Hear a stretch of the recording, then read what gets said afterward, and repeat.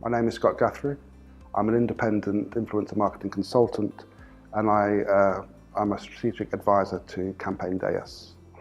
My influencer philosophy can be summed up as long-term, win-win, and measurable. I think it's time to ditch the tactical and the temporary, and to build long-term business partnerships, and to make them measurable. How you measure will be dependent on what you're trying to achieve, as long as you don't use EMVs. I think it makes most sense to keep in-house the building of relationships. It's that nurturing the long-term and mutually beneficial relationships that will be important in influencer marketing in years to come. I think influencer marketing will move more into the customer journey right along. And I think it's important for the in-house teams to nurture those relationships, even when a campaign isn't live. And I think internal teams are best for being boundary spanners as well, connecting networks internally, also making sure other departments know about the influencer marketing, whether it's search or marketing or SEO or social or new development, new product development, and also externally, making sure you get the best value out of agencies. Agencies do add value, and they add value in a number of ways. One, they can provide data-driven recommendations for new influencers to be used by clients. I think they have a valuable role as people that can look over the brow of the hill about what's happening next in influencer marketing and report that back to their clients. They can advocate best practice. They can marry communication goals with corporate goals. They provide another pair of hands when it's time to execute campaigns. The question of whether to pay or not to pay influencers is a perennial question. We've been talking about it for years. To my mind, it's not binary though. It depends on what you're trying to achieve and who you're working with. I think you should certainly pay influencers for their time and for the content they create, but not to pay for positive endorsements.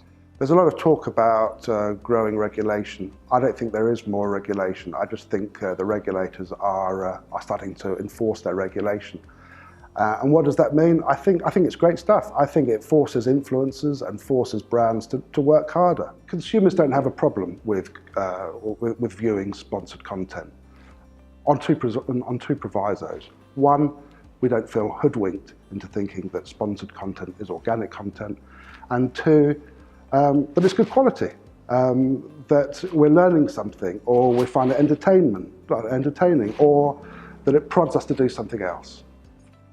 The important skill sets for influencer marketing, I think, are twofold. They're hard skills and soft skills. The harder skills are being data-centric, that is, looking under the bonnet and choosing influencers based on demographics, what they've produced before, their ratio between engagement and of sponsored and organic content. But I also think there are softer skills. We've touched on this before. It's on building those long-term and mutually beneficial relationships.